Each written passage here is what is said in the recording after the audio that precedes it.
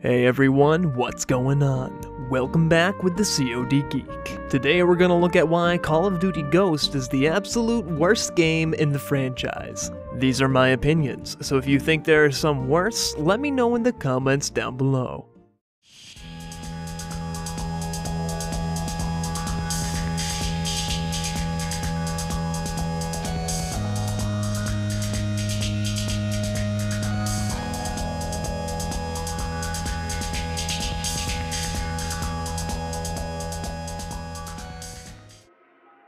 Number 5. The false system requirements.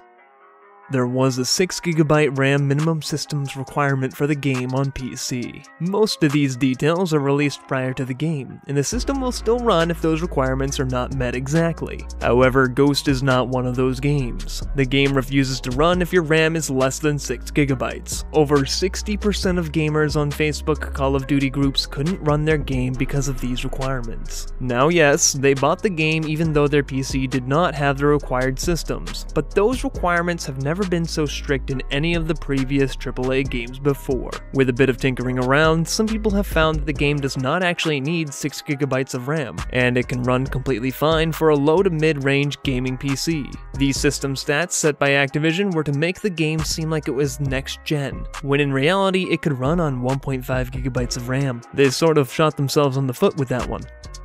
Number 4. Field of view settings, or lack thereof.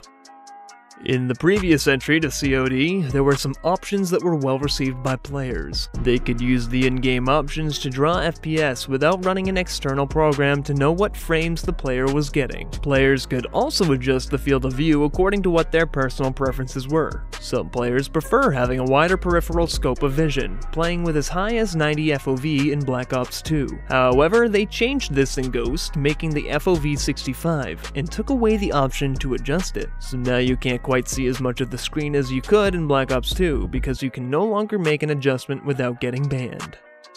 Number 3. It is way too complex. Older games used to be fairly easy to learn. You would play for a few hours and understand the mechanics of the game, the controls, and simply play the game with ease. With Ghost, players can take months to fully understand the game, not to mention actually adjust to it while playing. It went from being a casual shooter game to a strategic shooter game. You create a soldier, not a class. There are 10 soldiers to pick from, each with different appearances, loadouts, and abilities. Leveling up is less important. You have to get squad points, but you have to unlock them. But honestly, good luck spending way too much time trying to figure out the best combination of soldier, loadout, teams, and all that stuff. But just know, because there is a new release every year, these more complex games with RPG elements will not be fully explored or picked apart. There really just isn't enough time. Number 2. Too big maps.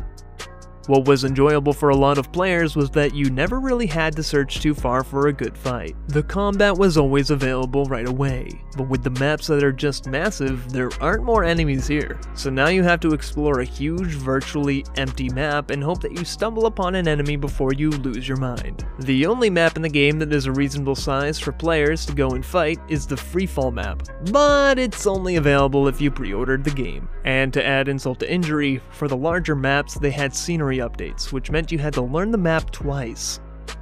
Number 1. Search for search and destroy.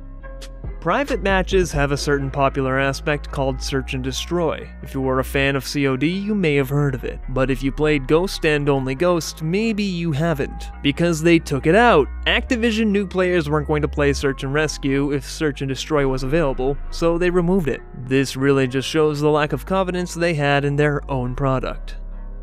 Let me know what you think of COD Ghost in the comments down below. And as always, if you enjoyed the video, give it a like and subscribe so you never miss new content with the COD Geek.